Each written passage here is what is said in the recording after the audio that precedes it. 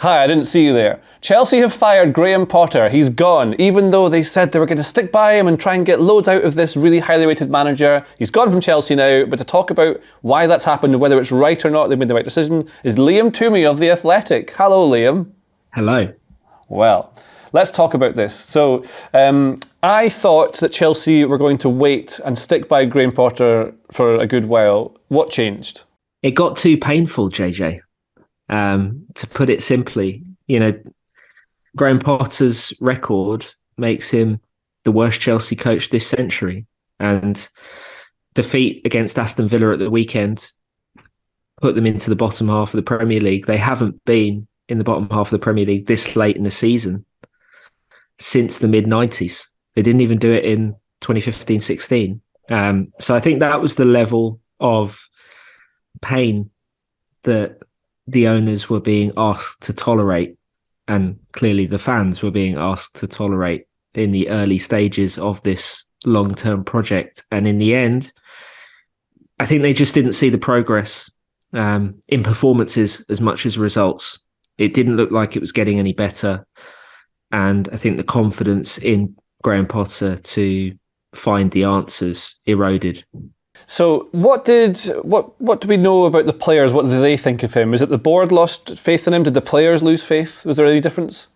I think, this isn't the same as previous Chelsea coaches where there was a kind of dressing room mutiny or real dressing room tension. Players didn't turn against Graham Potter en masse. He was largely liked, I think. But the questions about whether he was up to the challenge of managing a club this size and of coaching a squad with this much talent and this much international profile within it, those questions never went away. They were there very early within the dressing room, around the dressing room, and I don't think Graham Potter really answered them. Having said that, he obviously had an awful lot to deal with that I think any coach would have struggled with: an unprecedented injury crisis, the crazy level of player turnover that Chelsea have been through in the last two transfer windows, and the sheer size of the squad that it has left him with. If you go onto Chelsea's website and go onto the first team squad section, there are 31 names. Yeah, I've got the board right here with all the players on it, and it's crazy. I've got the lineup from the last game against Aston Villa, playing this sort of 3-4-3-ish shape that he's settled on with Loftus-Cheek at wing back. It sort of makes sense tactically when he comes inside into the play central areas. You get an overlap from one of the centre back is also a wing back in James, and Cucurella is left centre back but also a full back where you've got Chilwell as a wing back. It sort of made sense, things he's doing. But one of the big problems that you're saying that is the injury problems, but how do you gel that many players? And how do you then set up training sessions if you have up to 40 players on the training ground at one time? How do you do it?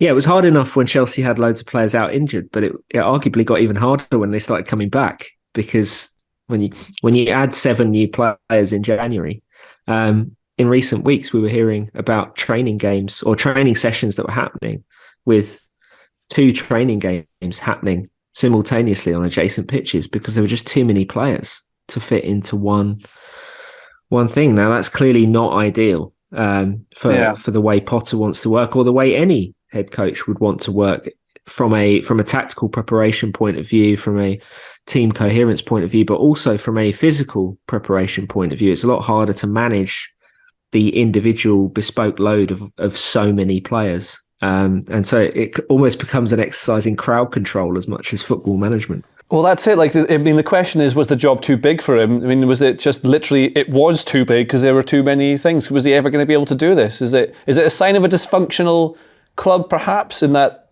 any manager would need more time to do it? Do you think they were right to pull it now? It's certainly the sign of a club in a very dysfunctional state, based on everything that's gone through over the last year. Todd Boehly and Bernardo Bali didn't need to choose this path of most resistance in terms of replacing basically everyone off the pitch and start a process of almost replacing the entire first team squad within the first year of their ownership. But that's what they've done. Graham Potter had to deal with that.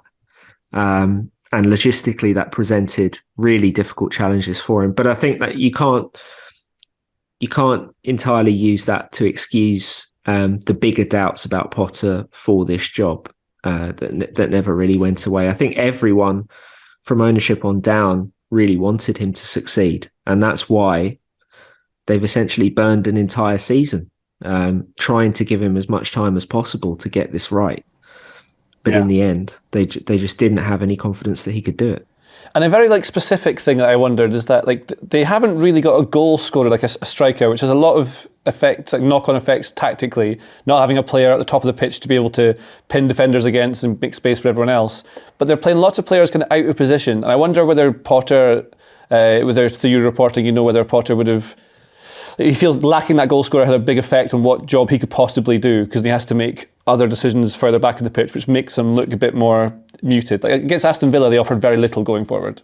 Well, Potter was asked after that game in his final press conference, what would you do to have a Drogba Costa figure in this team? And he began his answer with, well, I've got the players I've got, which I can't imagine went down terribly well with the people above him, given how much money has been spent on this squad. But it was a factor. It has been a factor under Thomas Tuchel as well, in this team struggling to score.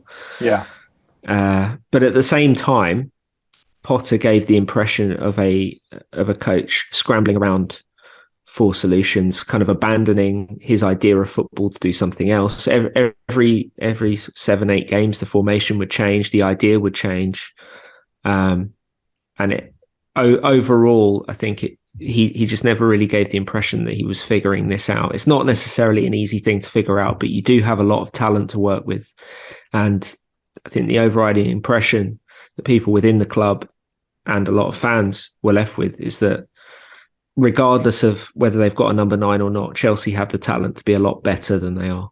I think if there is a regret from ownership, it probably should be that they didn't give him the best conditions to succeed. And as a result, we may never 100% know whether he could have made a success of this job in time, because I think there was just too much for him to deal with. And it was such a big leap from Brighton to Chelsea in the first place that overall it was just a bridge too far for him.